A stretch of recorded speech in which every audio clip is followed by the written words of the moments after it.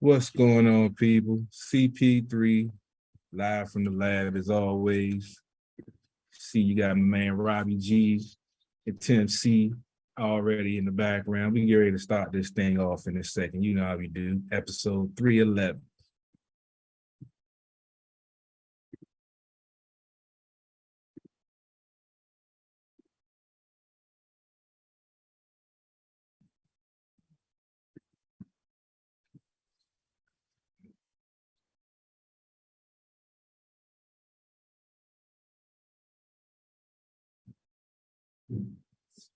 Robbie, I think you're double muted, buddy. Okay, there we go. A It show wouldn't be isn't a a show show without until it. Robbie double mutes Tradition. himself. It's true. It's true. Classic. All right. So yeah, we're live on Facebook and we're live here on Twitch as well. So thank you everyone for joining us for episode. This is episode 311, or also known as episode 8 of season 8 of Sports on the Hill podcast. Today we're talking about the playoffs. Both the NHL and the NBA playoffs. We'll also have a Nats update, a Mystics update, and at the very end of the show, I haven't done my due diligence with the DC United, so I'm going to go through the last couple of weeks for them. They've actually had a couple of great games the last couple of weeks, so I'll go through some of those scores at the very end of the show. But for this first hour, we've got 2 live games going on right now. Eastern Conference Final, where Florida is playing Carolina. This game is in Florida. Florida leads the series 2-0 after winning both of those games in overtime. We'll break that down more in the second hour with a special guest, Jeremy from Moonlight Social. I'll introduce him more when we get to that segment. But we'll be doing live scoring updates from this game. The second period, the puck just dropped. So we'll be doing the second period live look-ins throughout this basketball segment. Switching over to that, the Lakers are currently up 34-28 with 1.3 seconds left on the clock, and they throw it up and it's no good.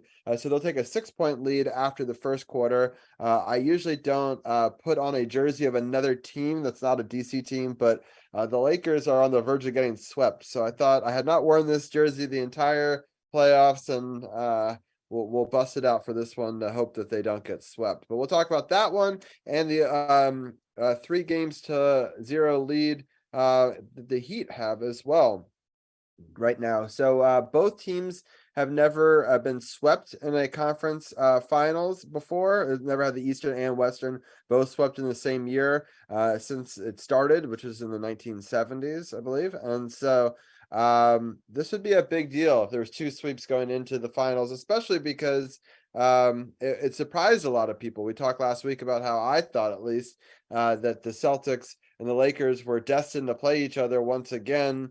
But I don't think we were giving Denver enough credit in that. And the Heat have an amazing coach, which we did talk about last week with Arun. And we also had Davey on last week as well for a great NBA segment. So a ton of stuff to break down tonight. But Carol, how are you doing?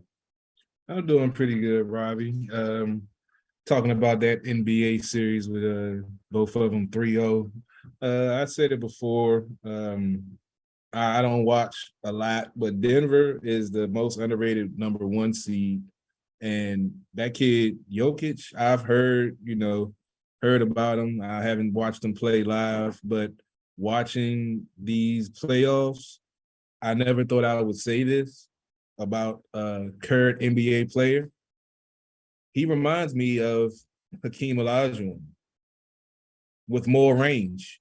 And it's shocking to see how dominant he is inside and outside, his vision, his range, and he's, not a liability on defense. And a lot of folks, I guess, like myself, I don't watch, but, that since he's in Denver, a lot of folks might not, have seen his game, but I must say I'm very impressed with his game. Yeah, it's been really surprising that they've been counted out so much. It's just hard because Murray and Joker are both so good, and it seems like you can maybe hold them down for 3 quarters, but it's just really hard to hold them down for all 4 quarters. And you kind of have to hold both of them down just because like one will go off for a time and then the other will go off, and just It's kind of crazy. I mean, this team is so good, and Denver is so close right now to being on the verge of their very first NBA Finals. So obviously, there's a lot riding on this. I'm still thinking that the Lakers find a way to win this one, but then when it goes back, it's been really hard to win in Denver this year. So Lakers would have a hard time trying to win two there, in my opinion. But yeah, it's been interesting. But Tim, how are you doing tonight? Oh, doing great. I'm still recovering from seeing another Nats loss live in person Friday night. I think Oh I'm a no. bad luck charm. Yeah, I saw the one loss of the series. The Nats played really well at the end of the game, but when you get down 8-0, it's hard to win. Yeah, But they showed fight. We stayed till the last out. It was a fun Friday night. They're playing better baseball, but I'm a bad luck charm because that's like 6 in a row going back 3 seasons. So wow, it's not all my fault, clearly, but it's time to stay home, Tim. It's time to stay home. Yeah. But Um, it was a good time. Good That's weather. awesome. Yeah. Well, maybe I'll have you stay on for a little bit of our Nats talk segment or something, and you can talk to Carol a little bit more about it because I haven't actually gone to a Nats game in a couple of seasons. Yeah, I can at least talk about that game Yeah, in series a little bit. Yeah, for Yeah. sure. At least you got to stay for the whole game. One game I went to the season was a 4-hour rain delay game. So hey. Oh yeah. Yeah, and then they it sucks have then a lot of rain delays there. That's one bad thing about Nats Park, but yeah, I picked one game and it had to be the 4-hour rain delay game. Yeah, I mean I've been there, and it sucks because you like went home to watch an XFL game that you thought was going to be a huge win, but it was just a bad DC. Oh, the same day, yeah. Yeah, the same day, man. And we were thinking about going to the watch party. I'm glad we did. Yeah, exactly. Good move. Yeah, definitely a good move. So I want to thank everyone for tuning in on our Twitch feed, and quick scoring update. Lakers, Denver, it's close. It's now 36-31 in that, and Florida, Carolina still 0-0. So Denver and 4. Yeah, you think Denver's going to come back and just win this game right here? Denver, like you said, you can hold them down for a little while, but eventually they're gonna go off. Like in game 3, you know, they were Lakers were fighting, but it's like Denver was just in a rhythm, just like they're in control. Like they knew they were going to win that game, and they just took over and went on that run. And I just think they have confidence, and they playing the underdog role, even though they're number 1. And like you said, after the game 1, all you heard was the Lakers made adjustments. They want to find a way, yada yada yada, and that's fueled them. And you know, being in fact, like I said, this will be their first finals appearance. I think they're ready to make that step. And like I said, I'm not an expert at all, but I've seen them make adjustments and adjust to what the Lakers are doing. And sometimes you haven't seen the Lakers adjust to what they were doing. The one thing I did notice was they have Schroeder giving full court pressure on Murray to try to slow him down, and I did slow him down a little bit in the last game, but you know they were still able to overcome and win that game ultimately. Yeah, as you're talking about, Murray scored, but then Austin Reeves came back and was aggressive and got a bucket and one. So it puts them up 6 now with 10:03 left in the second quarter here. And yeah, it's been an interesting battle. I think the Lakers will win this game, but it's going to be a tough one for sure. I think it'll be close to the very end. But the Lakers have actually played really well in a lot of these games. It hasn't been blowouts like the other side of the series. I'm gonna do a quick screen share. We're gonna get into some of this basketball talk real quick, and then we'll talk about this live game some more. Let me get the Lakers up here. So this is our current game right now. But we will go into the Eastern Conference and take a look at the Celtics series. So yeah, when we last left off, it was starting off this Heat Celtics series.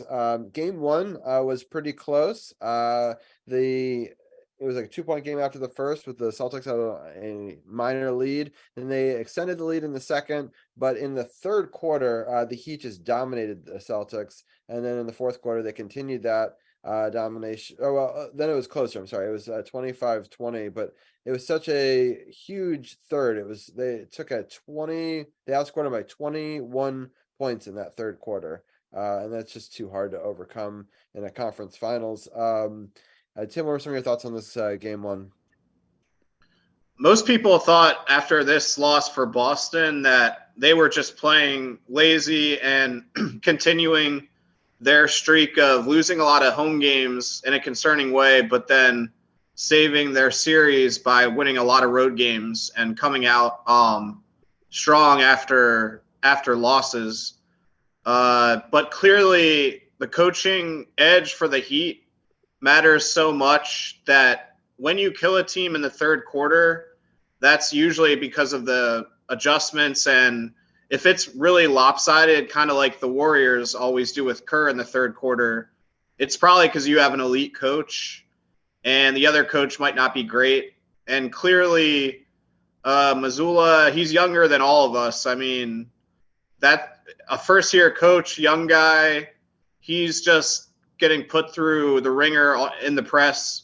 He can't handle it. But I think this game really just proved that the coaching edge is so large that it can overcome all that talent that Boston has. Because even though they have more stars, collectively they just don't play as hard. Or and at home they just have concerning droughts where they play without energy. And it's not the crowd's fault. I mean, Boston has a great home court. It's just, I think, bad coaching and a lot of young, selfish players on Boston, and they're just not gelling at the right time. This is a team that almost won the finals last year, and they're really just playing terrible this whole series. But this game, that third quarter was where you first saw a bad stretch from them. Yeah, it was definitely a tough game for Celtics fans. Sorry, Carly in chat, but we've got the next game was sort of similar in the sense that well, I guess it was closer in the first quarter. It was just a 1-point lead for the Celtics, and then the Heat took a small lead at halftime. The Celtics actually fought back and I thought had a really good third quarter this time. But unfortunately, in the fourth quarter, they allowed for 36 points again. They need to stop allowing for 30 or more points in a quarter. It's just really tough. I mean, they only lost this game by 6 points, but it's definitely. I just think that the Heat's coaching has been phenomenal. It's what you saw in the last game in the box score was a lot of players with 15 points. So it's not like a ton of people are like lighting it up and getting 30, but it's just a total team effort. And you can see it in this box score too. A lot of, double digit scores. It's pretty evenly split. This time there was like a 3-headed monster, and the other one, it was more evenly distributed across the roster. But what are some of your thoughts on game two? This game will always be known for the Grant Williams, Jimmy Butler showdown, forehead to forehead, where basically the narrative is Williams on Boston just, poked the bear, pissed off the star on the other team. Boston took control in the third quarter, and it looked like they were going to win. And Williams was actually playing well on offense, and he was guarding Butler, but he just, talked so much trash that Butler reacted by getting angry, on fire, and he could not miss for the rest of the game from the floor. He had a bunch of and ones. He was just the best player in the game after all the altercations. And this guy, Williams, he doesn't even play every game. He only plays every other game in the playoffs, really. A lot of sporadic minutes. He plays with a lot of heart and energy, and I understand why he's playing more now. But that was just dumb, and he's not even a starter, so he can't go toe-to-toe with Butler. Just a bad mental mistake. And it's just sad that they need, the Celtics can't get up for a game like this without one kind of reserve, like role player getting into a fight, basically. So not great, but it was an impressive, interesting comeback. But again, I just think the Heat, they play so well together and they're well coached. They don't get rattled, so they just sort of took the Celtics hard in this game. In the second half, at least. Yeah. And then yesterday's game wasn't even close. It was sort of the biggest blood of the series. The Heat started off on fire, 30-22. They scored 31 in the second, outscored 31-24. Scored again above 30 in the third at 32-17. And in the fourth quarter, they scored 35. They did allow 39 by that point, but there's a lot of scrubs in the game. And I don't know, it was 128-102. So even if you allow 39 points, they still barely got over 100 for the whole game. And you have the Heat over 120. Hey, Robbie. Yeah. Not to cut you off, but things getting a little heated in this Lakers game. LeBron and I'm trying to see which player it is.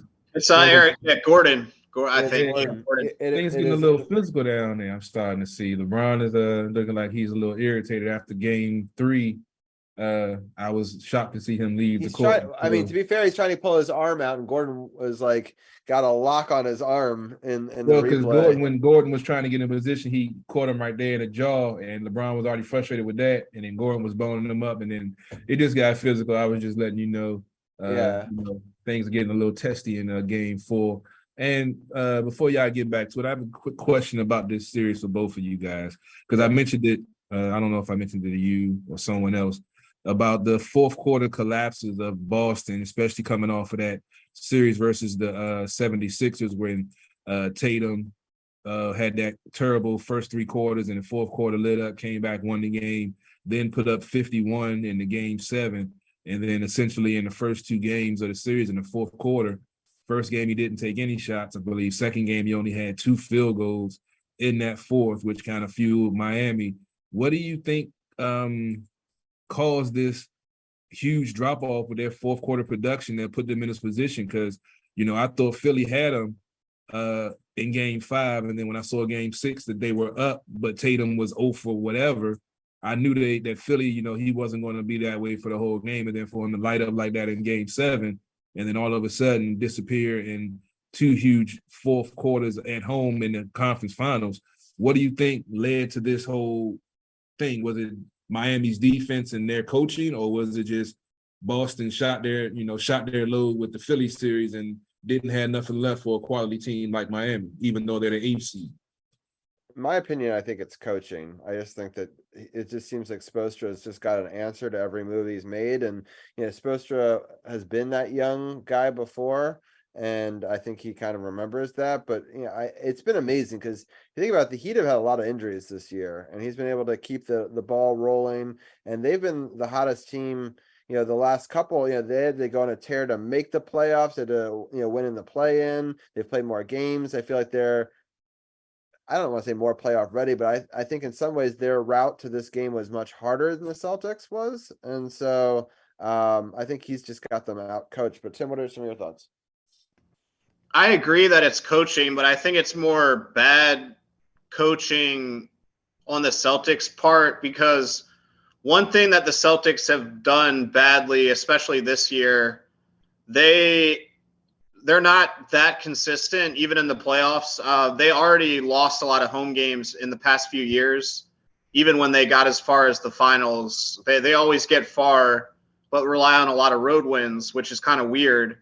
So they have a tendency to do poorly when you think they would have tons of energy and have the home advantage. The other thing is they kind of panic when the game's close on offense, because they don't really run sets. If you notice the Heat, they know Jimmy Butler's their best player. So in the fourth quarter, he's touching the ball every possession and shooting at least half of them. So with the Celtics, they don't even get Brown and Tatum enough shots, because they just kind of play hero ball at the end. And it works sometimes because they have a lot of talent. It's just not consistent, because if you're ice cold and also your role players aren't hitting shots, it's just not going to work. It's not, it's just not a sustainable way to do it. And I think the Celtics were clearly better coached last year, but they lost that coach because of a scandal. So the question is this new coach really that bad? Because he kind of was the third or fourth assistant. He wasn't like the assistant head coach last year. They reached for him, and he's young and he's never coached before. Is he that bad, or is it the players are showing their displeasure with the whole team and coach and just saying, you have to blow it up. This is how bad it is. You know, we're losing and we're getting embarrassed. So you just have to trade people, fire people. You know, that's the one thing that it could be, because it's just they were so like lackadaisical last night. They didn't even play defense in the second half. They didn't even run back on defense a lot, which is pretty terrible for a playoff game. Even if you know you're going to get swept, you should always run back. I mean, that in the regular season they do that now because of all everything's on film now. So, well, it's weird because it's also a game 3, so like at they home, acted like a game 4 closing. or a game 3, I guess, was on the road, but still, but like you got to find a way to steal one back and make a series of it, you know? Because you just steal one, exactly. you'll get your next one at home, and then you could deal with it and kick the can down the road. So I'm going to make a bold prediction. Doc Rivers is going back to Boston. Yeah. I was talking to my dad before the game. He thought that Boston was going to win 2 and that the Lakers were going to win 1 here, and so it'd be a 5-game series in one and a 6 in the other. So it's possible. Yeah, I mean, for them pulling a coach off the bench that hasn't coached before to coach an NBA team, even if it's the same philosophy, to me is asinine. And that explains a lot of why they fell apart like that. Thanks for the insight, because I had no idea. Yeah, for sure. All right, so the Boston series, I think we've kind of being a dead horse, but the next game, potentially last game, is gonna be tomorrow at 8:30. And that game will be on TNT. They're switching back and forth. So TNT has hockey and ESPN has basketball tonight, and then they flip it tomorrow, and they just keep on going back and forth because now that both networks have both sports, and so they're working together that way, which is kind of cool. So game 4 would be tomorrow. Game 5, if necessary, would be Thursday at 8:30. Game 6 would be Saturday at 8:30, and game 7 would be next Monday at 8:30. So the Lakers have just taken the largest lead of the series, which is only a 12-point lead in their game. So we'll see if they can hold on to that. On the Florida game, the Florida is on the power play for the second time. The last time they were on the power play, they scored a Sam Reinhart goal, his 7th of the playoffs, assist by Matthew Tkachuk, his 12th, and Sam Bennett's 7th assist, making it 1-0. And so they have an opportunity to double up here. Kachuk's brother was actually just being interviewed. He's from the Ottawa Senators. He's at the game right now. So yeah, it's an interesting couple of games here. Let's Carol or Tim, any final thoughts on the Heat Celtics before I move on? No, let's go ahead and get into this series. Looking like the Lakers trying to force it to game 5. They putting up a good fight, like you say, up by 12. LeBron's feeling kind of special tonight, looking like he's getting involved on, as Tim said, every touch is coming down the court. They're putting it through their best player, which is definitely going to be a good recipe for them. But like I said, I'm still going with Nuggets and 4. Yeah, let's break down these games real quick. I'm going to run through all the games real fast, and then Tim and Carol, I'll get your thoughts on the whole series, just to sort of speed it up a little bit. The first game, the Nuggets started off very strong, outscored them by 12 in the first, sort of set the tone, outscored by 6 in the second. The Lakers kind of came back a little bit in the third. It came back a decent amount in the fourth to make it close, but the Nuggets ended up winning that game 132 to 126 in the first one. The second game was also really close. It was tied after 1. The Lakers were up by 5 at halftime. The Nuggets outscored them by 2 in the third, and they put together a really good fourth quarter, outscoring 32 to 24 to take a 108 to 103 lead. That's a game that the Lakers, in my mind, had to try to steal. They had a huge opportunity on the road, and it fell by the wayside. The next game, also somewhat close, but a little bit further than the 2 previous ones. The Nuggets put together a great first quarter again, 32-20. The Lakers came back and outscored them by 9 in the second.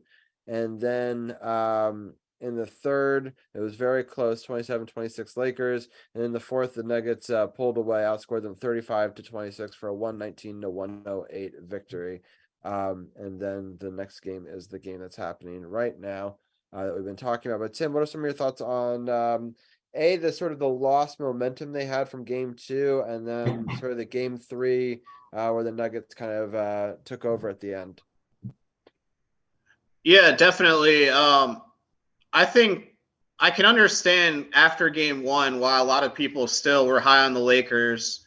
If you think about it, they only lost game 1 because they were so terrible in the first quarter, and they really did outplay the Nuggets, especially in the second half. And they did look like a team that maybe would figure out after one loss how to play. But game 2 to me was all about Murray just hitting every shot in the second half. It doesn't even matter when he's hot. The defense doesn't really matter. They can try LeBron. He gets tired. He can't do it the whole game. So they put a lot of other guys on him, but it doesn't matter who it is. He can hit step back threes. He's, I would say, almost as good of a shooter as Steph when he's absolutely on fire. He's not as good. I'm just saying at his very best, he just will not miss. And that was him in the second half of game 2. And I just felt like you saw it on the Lakers' faces after Murray was hitting shot after shot. They would call a timeout. LeBron would just look like, what could I possibly do more if he doesn't miss? I mean, that's the interesting thing about basketball. If one guy goes off, he can beat a team himself, basically, that's outplaying the rest of the players a little bit. So that's the problem with the Nuggets against them. They have the guy who won the MVP the last 2 years, and then they have Murray. And I think people were down on them because they didn't go very far the last 2 years, but Murray was hurt in both of those playoffs. And the last time he was healthy, they got to the Western Finals. So they're older now. They're better. So I just think it's all clicking and they're healthy. And I think the Lakers realized after game 2, they're probably can't win the series. Even though they could take a couple games, I could see that. Yeah, it's just sort of been a surprising series. I know, Carol, that you watched some of it and you thought some of the calls weren't great early on in game 3. What are some of your thoughts on the series? I'm just looking at Jokic numbers from the first 3 games. I just went and looked at them. First game, 34, 21, 14 with 2 blocks, 6 offensive rebounds with a 70% field goal percentage on that game. Game 2, 23, 17, 12 with 3 steals, 4 offensive rebounds. He only shot 42% from the field. And in the third game, 24, 6, 8, and shooting 47%. Yeah, those numbers are ridiculous. And it's looking like LA will hold court in this game unless Denver can make some nice adjustments to slow them down, because they look energized behind this crowd tonight. But when they go back home to Denver, I'm thinking they going to, end it out there, because they play a whole different ballgame. I don't think they've lost a game at home in the playoffs. But like I said, this kid Jokic, I had no idea. I've watched some videos and seen some things, and seen some of the stuff off the court with him, and never really took him serious because never really watched his game. But this is an impressive kid, man. This dude is what they said he had, 16 triple doubles in postseason already, which is like 3rd all time. I mean, like I said before, he reminds me of Hakeem the Dream, who, in my opinion, is one of the best centers to ever play the game that really doesn't get talked about. Yeah, no, I think it's for sure. I think that a lot of people were sleeping on the Nuggets, and I think that pissed off the Nuggets. I mean, they're a number 1 seed, and everyone was like, they don't have a chance against the Lakers. I just feel like it's just interesting that they got written off just because they were playing against LeBron. But LeBron's not that same guy, and so I'll be interested to see. I do think that the Lakers will win this one. The next game will be in Denver on Wednesday at 8:30. I just don't see them winning that one and a game 7 potentially on Sunday there. So the Nuggets have 2 chances to and they've been playing so great at home. The Lakers would have game 6 on Friday at 8:30, but I don't think it even makes it to a game 6 personally. But yeah. Any final thoughts, Tim, on this series before I'll let you guys, Carol, is your scene for baseball 2 out? Because if it is, I'll turn off my camera and you and Tim can chop it up for a minute while I go get water. No, but I was going to get ready to do so we keep the basketball theme going. I was going to run through the Mystics 2 games Okay. and I put the schedule real quick, then get into the net. So Okay. I'm going to run through that real quick. If you wanted to go ahead and Yeah. turn yours off, let me set. I'll turn this off and I'll put up my Mystics graphic real quick. Swap that out and put that one up. You guys can talk a little Mystics for a second. I'll be right back, and then you guys can talk Nats after that. Sounds good. Yeah, Carol, do you have a 2 up? Do you want me to turn off my camera? Would that be easier? No, you can leave it. You can leave it because okay. I just didn't know if you had leave your it stuff up. I set just transitioned to baseball after we talk Mystics. Let me get the Mystics stats up real quick. Where are they? Did I not put them in the? Oh well, they're in the weekend review. Let me bring that one up. Right. Switch that feed. All right. As I mentioned, the Washington Mystics kicked their season off last week. They are considered one of the power teams in the WNBA. They've considered to be stacked. They've made some additions to make them stronger defensively. And currently they're sitting 1-1, started out the season showing that strong defensive effort against the New York Liberty. They won that game 80-64. Natasha Cloud led the Mystics with 14 points, 6 rebounds, 6 assists, 1 steal, and 2 blocks. Their defense held New York to 34% shooting from the field. They shot 46% from the field, 26% from behind the arc. They did get out rebounded 40-32, which we aren't used to seeing with this team, but first game of the season. They had 23 assists on 32 shots made, had 13 steals, 16 points off turnovers, and had 35 points in the paint. They won that game pretty dominantly, led it throughout, and pretty much had a defensive stranglehold on the Liberty that game. Next game up was against the Connecticut Sun, which is also considered another strong power team in the WA. They're loaded and stacked and looking to make a run for the championship. If you recall, I believe Las Vegas Aces won the championship last season, I believe. The Mystics lost this game to the Connecticut Sun 80-74. Elena Deladon led the Mystics with 19 points, 11 rebounds, 1 assist, 1 steal, and 2 blocks. They only shot 37% from the field, 28% from behind the arc, and what really hurt them was at the free throw line. They only shot 69%. They hit 25 out of 36 free throws. That's, difference in the game right there. They won the rebounding battle 46-38. They had 17 assists on 25 shots made, 7 steals, 11 points off turnovers, and had 30 points in the paint. Connecticut just played a good solid game. The missed free throws definitely hurt, and they weren't able to. I believe last game they had 13 steals. They had 7 steals this game.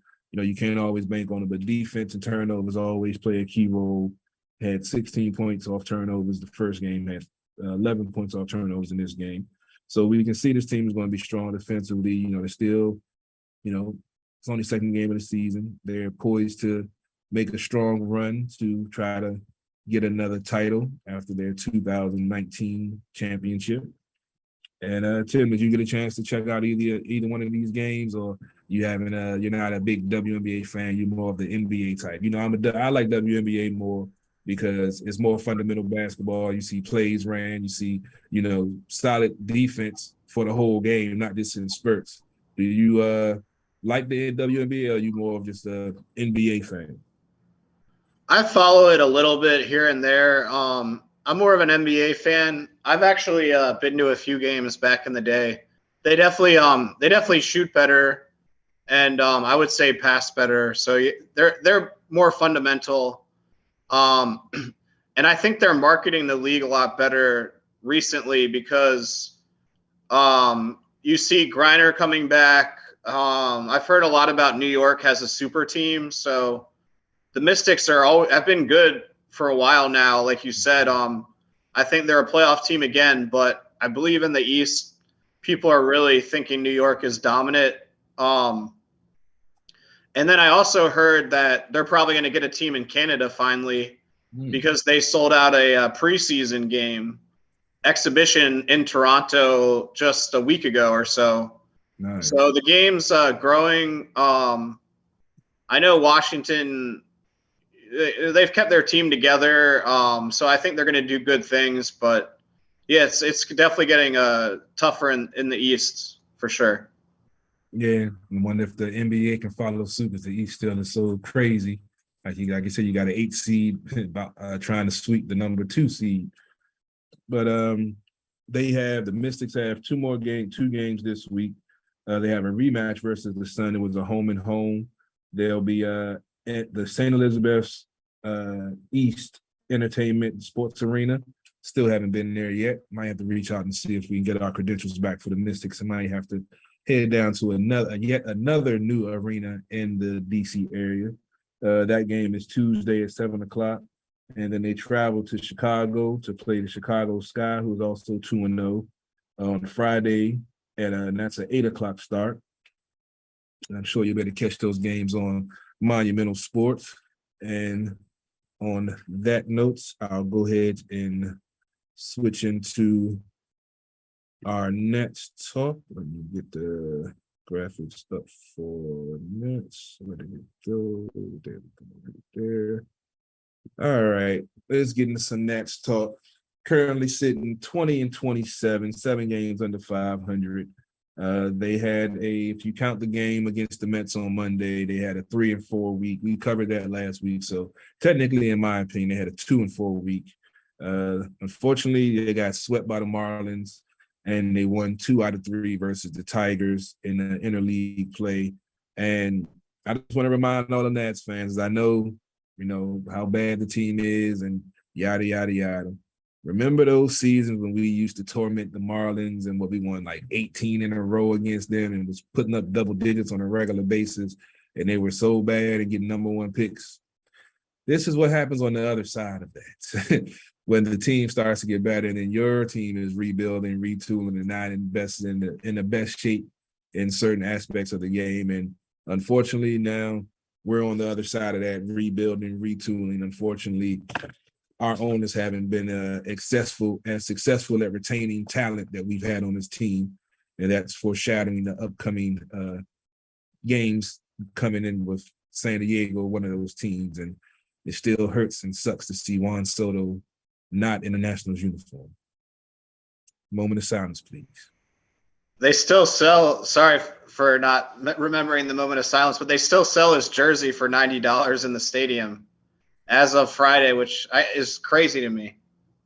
Not even discounted, but. No, man. The talent that this team has unfortunately not been able to retain is, upsetting, but, Rendon, he's been a little injury plagued. So, okay. Trey, he's still been balling, doing this thing. Max, still doing this thing. That was trade. I know trade, but still, when you look at the roster now, what we had, it's kind of tough. So I understand the frustration from the fans, but I was there, the 100-loss season. So I've been to the bottom. It doesn't feel that bad, obviously. I think they're a little better than those teams, at least, maybe significantly better. And they got the ring. So, like you said, it's the other side. At least you've seen them, build up a championship team before. So maybe they can do it again. They're not completely unproven as a franchise. Yeah, we're going to have to definitely see what's up with Strasburg because if we can get him back to at least pitching, doesn't even have to be the playoff Strasburg, just pitching like his old self. that'll add definitely add something to this team and give them a spark that they could need to, get on the other side of 500. Not saying make the playoffs and go on a run, but get above 500, stay around that area. They already, like I said, 7 games under.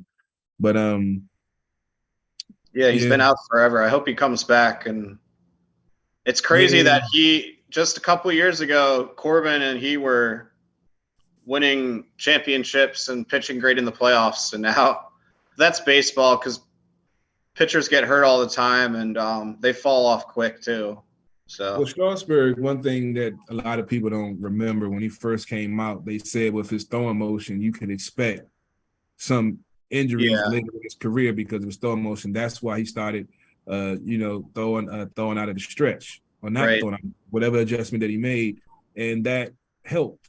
But because of the velocity, the torque, his size, and how much velocity he gets on the ball, that you can expect that. That's why a lot of fans don't recall it. The Nationals did protect themselves with that contract that they gave him, with the injury clause and stuff like that. So if he doesn't return back to form and get back on the mound, they are able to recoup some of that money, or they had it already worked out in the deal. But I would love to see him come back. I was just watching some of it. I watched his I don't know why, but I watched his debut against Pittsburgh, the 14 strikeout game. I had it on my DVR. Had to watch it again. Yeah, that's a Masson classic. Yeah, exactly. So they play it still. I recorded it the last time they played it, so I made sure I got it. But it's definitely, the team isn't as bad. You got some young players that are starting to find their way. Some of the prospects that came up, got their taste of the majors, went back down. Pitching, the bullpen has been solid numbers-wise, but there's been some hiccups here and there that, giving up walks and, runs that inherited that they were, getting out of jams before, but unfortunately haven't been as fortunate this season so far. But let's go ahead and get into the week it was. I'm going to go ahead and run through these games real quick. As I mentioned, they were swept by the Marlins. The first game was a 5-4 loss. Andrew Nardini earned the victory. That put him at 3-1. He went 1 inning, giving up no hits or runs with 1 strikeout and no walks. Hunter Harvey took the loss. That dropped him to 2-1. He went 2/3 of an inning, giving up 3 hits, 3 runs with 1 strikeout and no walks. Unfortunately, the Nats came back, and as I just mentioned, Hunter Harvey in the bottom of the 9th wasn't able to hold it down and lock it down, and gave up 3 runs for the walk-off win for the Marlins. In the top of the 6th, Lane Thomas had a solo home run that had put the Nats on the board and had them down 2-1. Top of the 8th, Candelero had an RBI single, making it 2-2.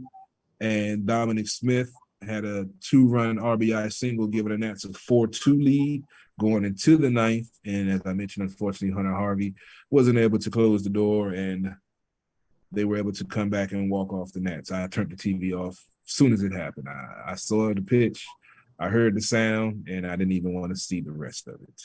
Second game was a 4-3 loss. Edward Cabrera earned the victory. That put him at 3-3. He went 5 innings, giving up 5 hits, 2 runs with 6 strikeouts and no walks. Mackenzie Gore took another loss, which drops him to 500. He's now 3-3.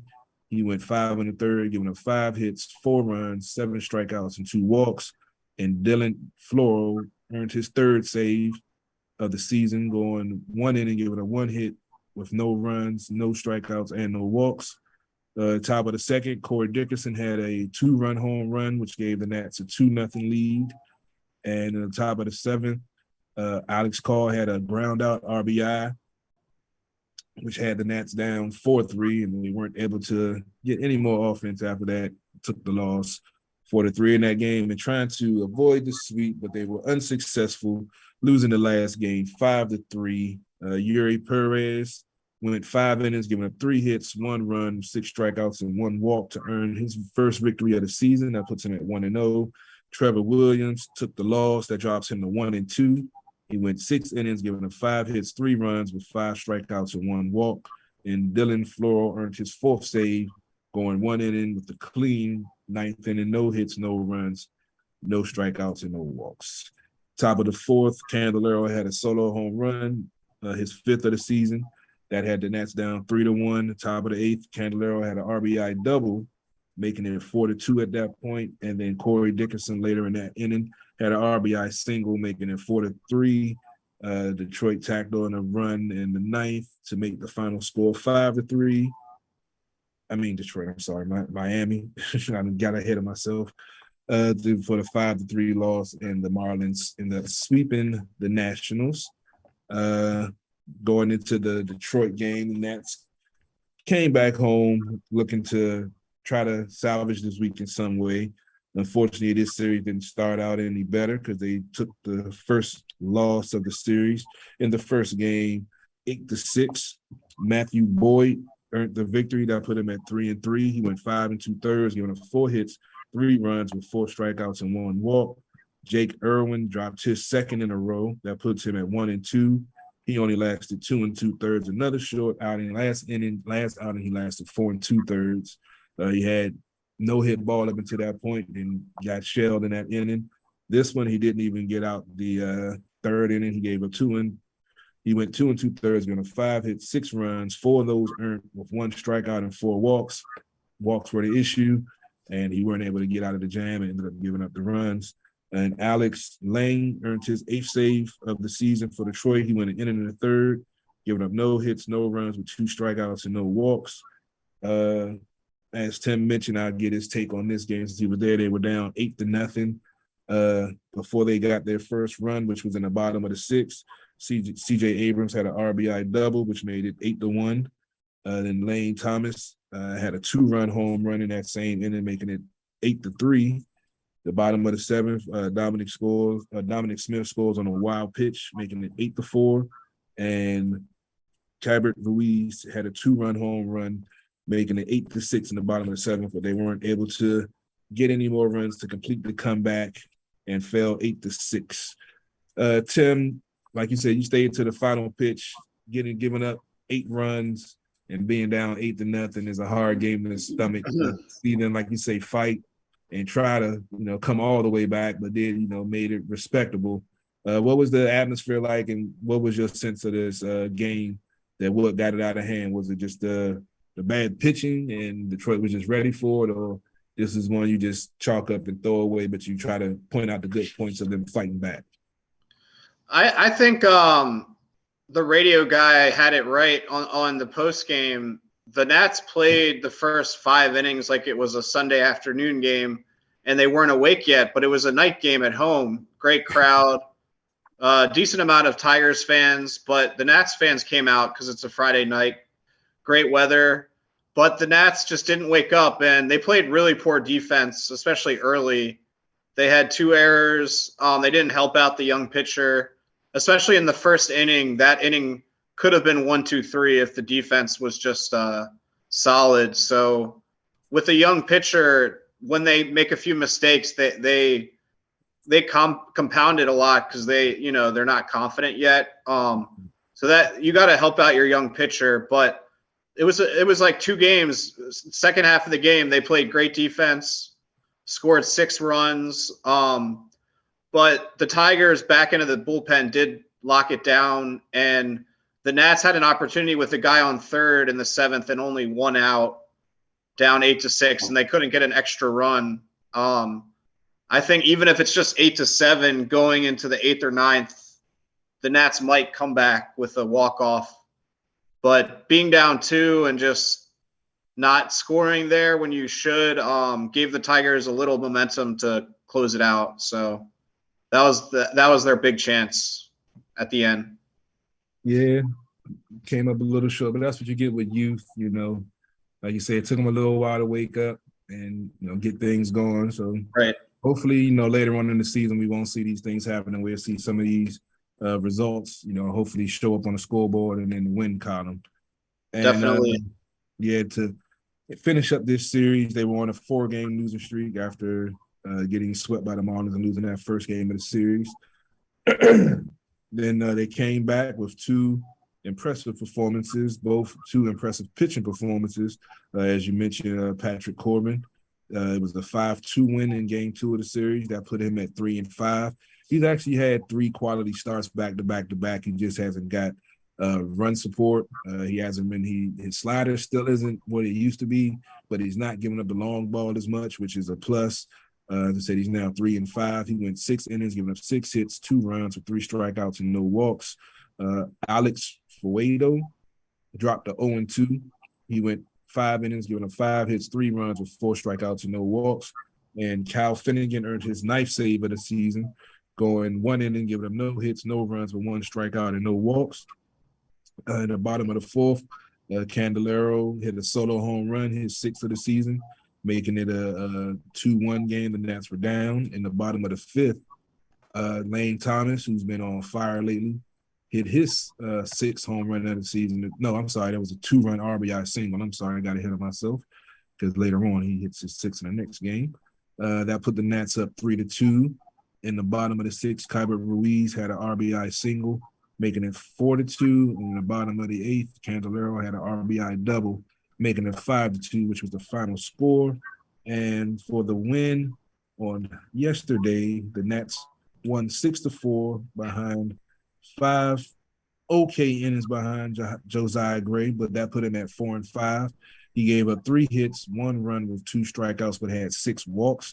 Normally he has one of those starts every season since we've had him. He'll have one where he just, loses his location, his, release point or whatever, and has a high walk game, but we've already seen him have, 3 double-digit strikeout games. So you can, he's still young, still find his way, but he got some run support for the 3rd game out of 4, which is, there was an issue in the beginning of the season when he was starting out 0-4. Joey Wentz took the loss. That dropped him to 1-4. He went 2 innings, giving up 10 hits, 6 runs, 1 strikeout, and no walks. And Hunter Harvey earned his 2nd save of the season, going 1 inning, giving up no hits, no runs, and 2 strikeouts and no walks. The Nats got started early on the offensive side.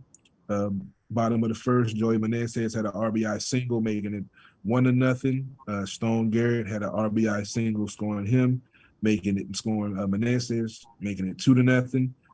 Dominic Smith had a fielder's choice RBI, making it 3-0 in the bottom of the 1st. Then in the bottom of the 2nd, Riley Adams hit his 2nd home run of the season, a solo shot, making it 4-0. In the bottom of the 3rd, Ildiarmo Vargas. I don't know why I love saying his name. I don't know why. I don't know why. Yeah, it's a cool baseball name. I don't know why. Yeah. It's like Mika Zibanejad in hockey. I don't know why I love his name. I hate that he had a 4-game goal against us, but I love his name. I don't know why. Vargas had a 2-run home run, his 1st of the season, making it 6-1 at that point. And Detroit got a couple of runs later on in that game to make it a little bit respectable. But the Nats were able to win the series and salvage the week at 2-4, winning the game 6-4. Upcoming this week, as I said, they have the Padres coming to town on Tuesday, Wednesday, Thursday. Tuesday and Wednesday is a 7:05 start. Thursday is an 8:05 start. And then they travel to Kansas City for some more interleague play in the weekend with a Friday, Saturday, Sunday. Friday is an 8:10 start. Saturday is a 4:10 start. And Sunday is a 2:10 start. So the Padres are under 500 also. They're kind of in a similar position offensively, defensively, and standings-wise with the Nationals. So this should be an interesting matchup. It's going to suck seeing Juan Soto back in a different uniform, but I still love watching him play, man. I'm not going to love watching him play this week, but when he's not here playing against us, he's still one of the favorite people I like to watch.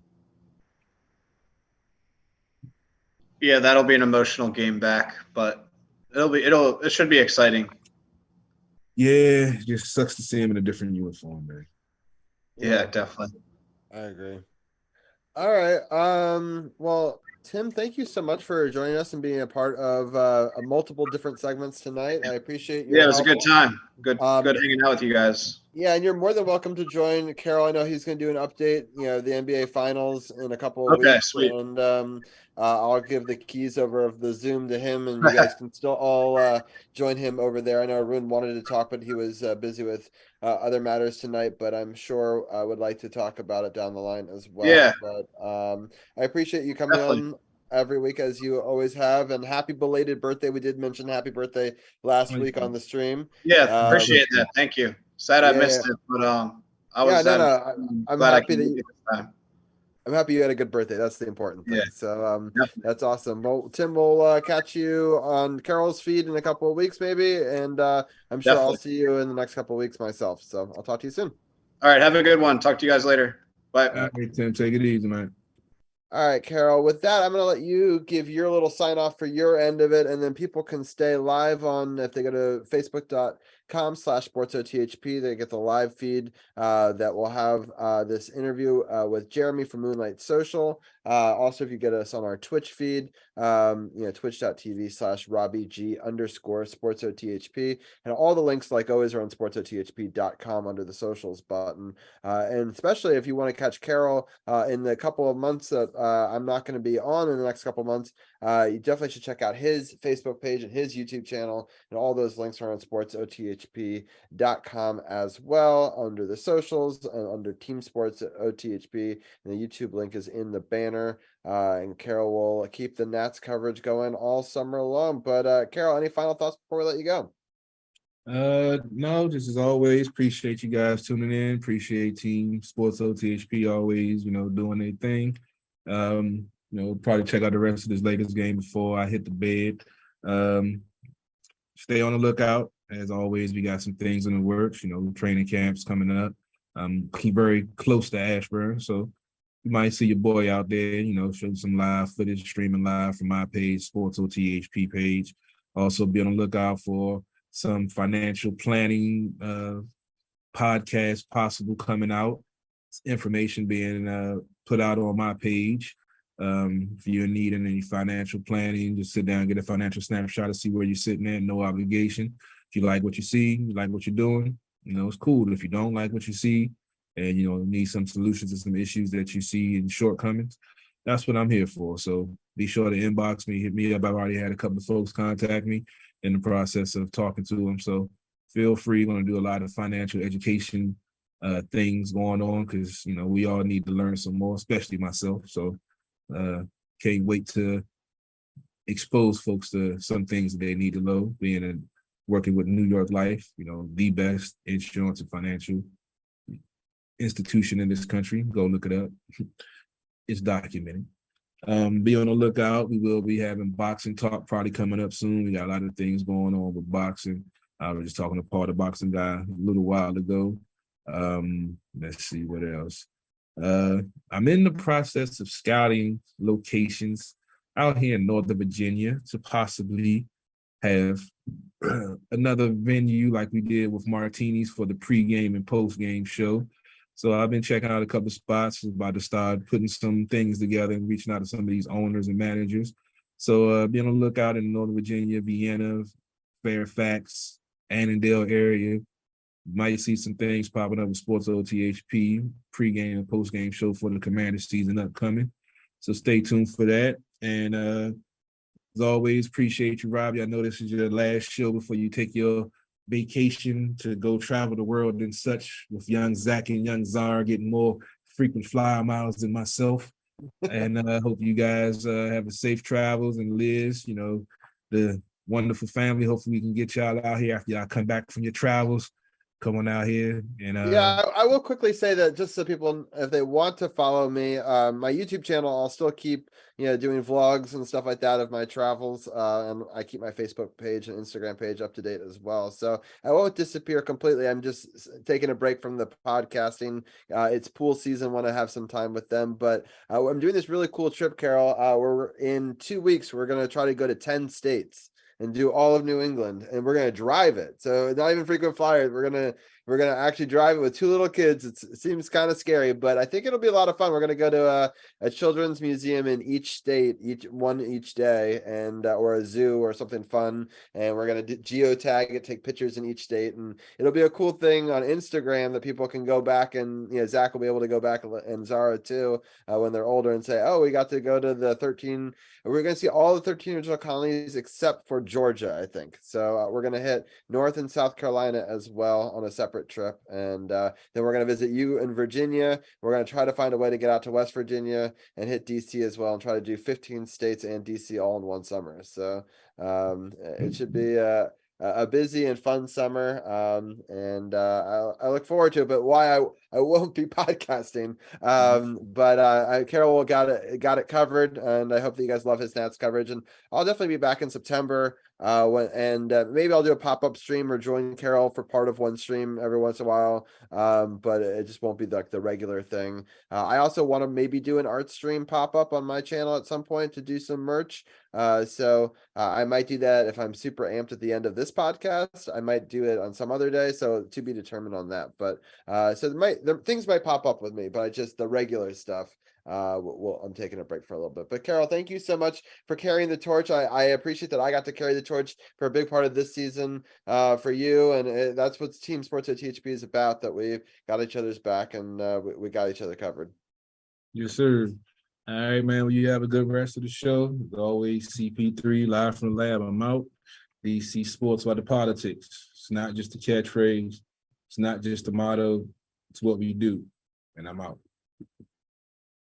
All right. With that, I thank Carol for joining us as always, and we're gonna switch gears here. I'm gonna